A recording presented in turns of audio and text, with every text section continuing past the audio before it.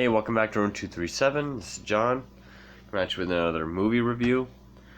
In my trailer reaction for Child's Play, I also said I'm pretty much, other than Batman comics, Batman films, and like other comic-related stuff, I'm pretty much just going to be doing horror films. In addition, I do want to finish doing some more Tim Burton reviews because I started a playlist. But mainly as far as movies go, it's going to be horror. So just to get back into that, this is a movie I rewatched last night. I got this a few years ago because my girlfriend's a big John Lithgow fan and really likes psychological thrillers, and this is an underrated movie. Nobody ever talks about it. That is Raising Cain, filmed by Brian DePalma. I tried to fix that light and it still looks like shit. Anyway, this is a film from 1992. Basically, the tagline, when Jenny cheated on her husband, he didn't just leave, he split. The cover tells you everything. If you know the term Raising Cain, you know what kind of movie you're getting into. Also with Brian DePalma. Because other than his crime dramas, DePalma is known for his suspense thrillers. Kind of like a next generation Hitchcock. And I think he's always tried to make a movie that people will say that's his version of Psycho. Even on the back, People magazine says, Brian DePalma at last has his Psycho. This is an intelligent shocker that earns its scares. It's not so much like a really big horror film, but it is a psychological thriller. It is very close to Psycho. Basically, John Lithgow plays this guy named Carter Nix, who's this child psychologist. His father was a child psychologist, studying early child development. And he becomes obsessed with the development of his young daughter. His wife she was in love with Manny from Scarface, Stephen Bauer. Some time ago, but then they got married. But now he's come back into her life and she started an affair again. And that it sort of makes it sound like the affair is what's exacerbating he has split personalities. That's what it is. Makes it sound like the affair is what is exacerbating it. Not kind of, to a point. Basically, he has a number of personalities. Lithgow also plays the role of his father, which is just older makeup in a Norwegian accent. But they pretty much want to kidnap children to send over to Norway to perform experiments to traumatize them and give them split personalities to study, like a control group. So, they go around kind of like maybe a moderate slasher film, as much as Psycho is. Couple victims take their children. His main a multiple, as they're called, is Cain, which he plays all of them. Cain is pretty much like the leather jacket, sunglasses, always has a cigarette, kind of shyster. Like a tough guy, petty criminal. Lithgow does a fantastic job at really, because Carter is very submissive and sympathetic, and you really feel for the guy.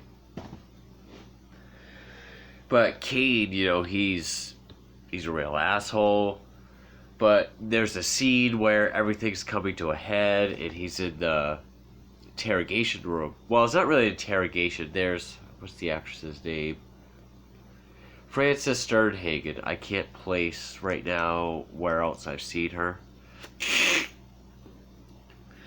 She plays a doctor who worked with his father years ago. She puts him under hypnosis to get the multiples to come out to say where the children are. And Lithgow does a fantastic job at really sort of kind of going under and then waking up as someone else. The other one's is like a 7-year-old boy. Another one is named Margot, who's an older woman that protects the children. And, there's a lot of callbacks to Psycho. There's a part where he's trying to get rid of a car with a body in it into a marsh, but the car stops and he kind of stands there and he's like, what the hell? And then it goes further into the marsh and he's kind of like... There's the part where the doctor is explaining to the wife and the boyfriend, her boyfriend, how multiple personalities work. It is done a lot like the ending of Psycho. But with the Brian DePalma film, you get great scenes with music. Like when you get the backstory of how the wife and the boyfriend met. His wife was dying of cancer. She was falling in love with him. He was always at the hospital. She's a doctor. They start to kiss during the ball drop for New Year's, and you can see her on the bed as she rolls over in the background. The bed's in the background. You see her roll over to look at them, and there's this beautiful Brian DePalma music by Pino Donaggio. I don't know if he does all De Palma's films, but if you get a suspense film by Brian De Palma, you get fantastic music. It's like this... almost sounds like Ennio Morricone, something he would use. Actually sounded like that bit on Hateful Eight when Samuel Jackson is out of bullets.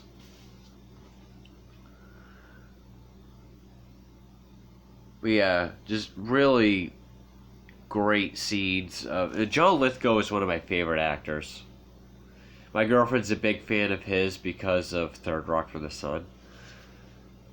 This movie really showcases his acting. And if you're a big fan of season 4 of Dexter like I am, and you want to see him play a creep again, that's the thing about John Lithgow. When he's a good guy, you really root for him in Harry and the Hendersons or Third Rock from the Sun for a comedy, or Rise of the Planet of the Apes. He's a guy you can really feel for and sympathize with and root for. But when he's a bad guy, he is a fucking creep, and he can be really scary. And he is just... He can play a psycho very well. A tremendous actor. Not one that people talk about much.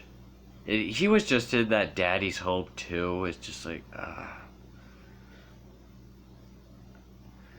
this is definitely underrated. I mean, this came out in 1992.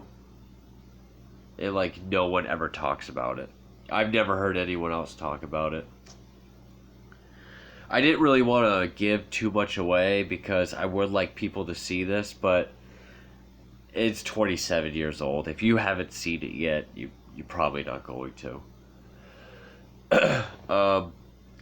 The beginning is really confusing because it's the wife buys these 2 clocks from Tiffany's. And it's she goes to the boyfriend's hotel but leaves Carter's clock in his hotel room.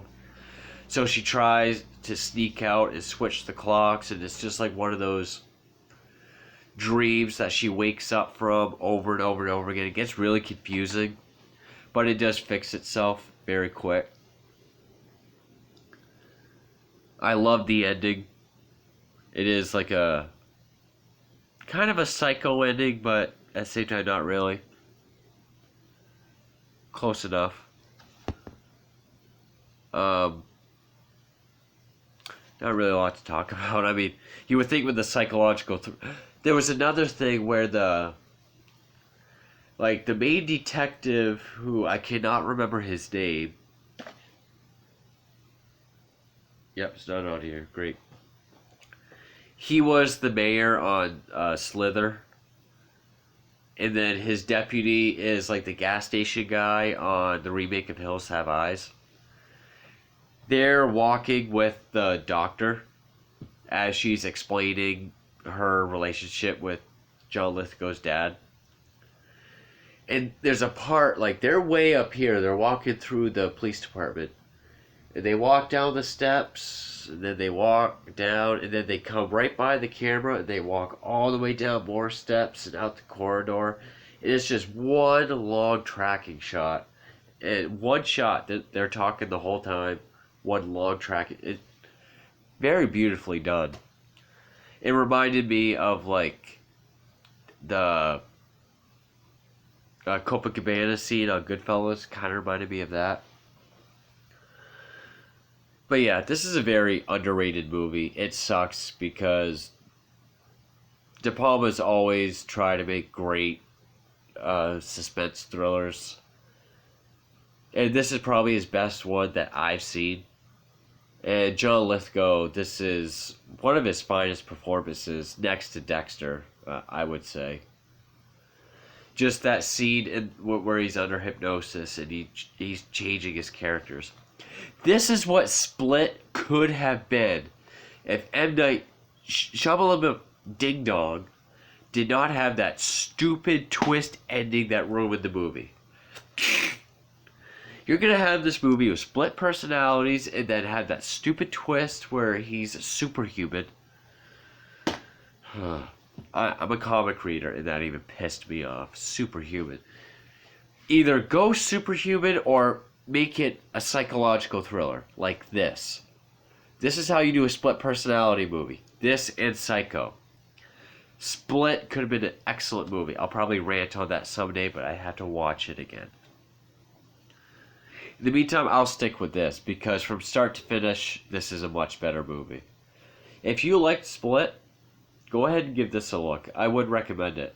It is a little slower, but if you stick with it towards the end, it will be worth it.